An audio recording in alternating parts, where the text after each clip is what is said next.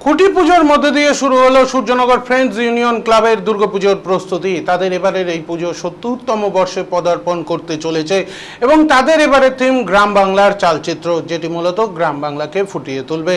এদিন সূর্যনগর ফ্রেন্ডস ইউনিয়নের সাধারণ সম্পাদক মদন ভট্টাচার্য জানান, তাদের এবারের এই পুজো এক ভিন্ন ছবি তুলে ধরবে শহরের বুকে। প্রায় ১৫ লক্ষ টাকা বাজেট করা হচ্ছে তাদের এইবারের এই পুজো বলে জানান তিনি।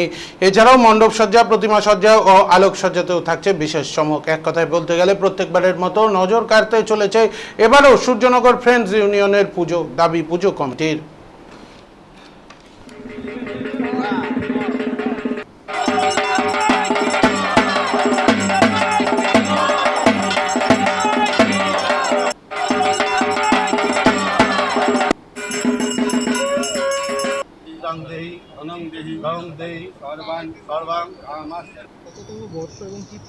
এবছর ৭০তম বর্ষে আমাদের পূজা।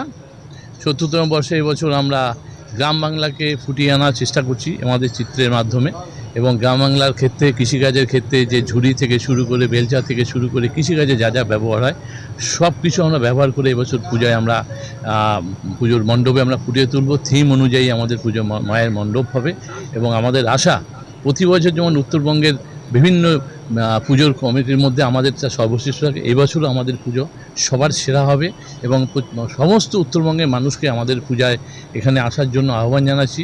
খুঁটি পূজার মাধ্যমে আজকে মা দুর্গার আহ্বান পর্ব আমরা শুরু করে দিলাম। অঞ্জলির মাধ্যমে, খুঁটির মাধ্যমে আমরা মাকে এখানে আহ্বান করলাম।